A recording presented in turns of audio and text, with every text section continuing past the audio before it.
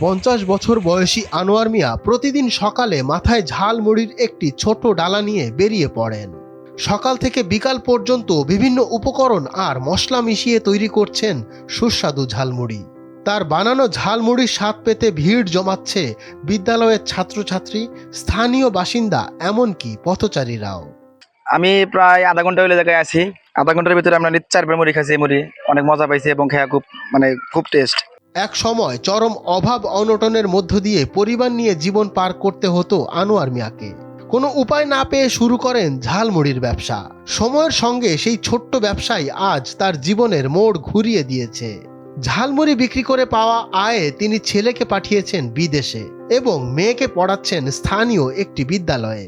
আমার মেয়ে একটু লেখাপড়া করাইতে সেই ঝাল মুড়ি বেচছে আর হলো গা মনে হারেন যে একটা ছেলে বিদায় দিছি আর আমার সংসার মোটামুটি ভালোই চলতেছে। প্রতিদিন সকাল থেকে বিকাল পর্যন্ত তিনি 2500 টাকা থেকে 3000 টাকার ঝালমুড়ি বিক্রি করছেন।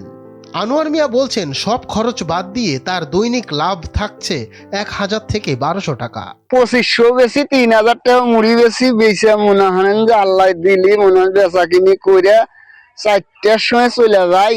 দেখা যায় যে লোক বেচা কিনি হলি ভারে আল্লাহ দিলি মনে হারেন যে লোক 1000-1200 এবার লাভ থাকে। এদিকে সুস্বাদু ঝালমুড়ির জন্য এলাকা জুড়ে ছড়িয়েছে ব্যাপক সুনাম।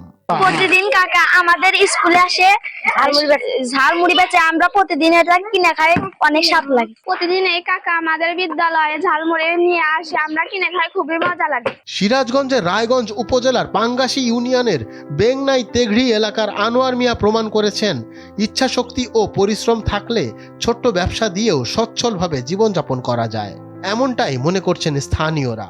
এই চাচার মুড়ি অনেক স্বাদ। এই স্কুলের ছাত্ররা খায়, স্কুলের স্যারেরা খায়, আমরাও অনেকে খাই। সিরাজগঞ্জ থেকে আজিজুল ইসলামের পাঠানো তথ্যচিত্রে ডেস্ক রিপোর্ট, সময়ের আলো।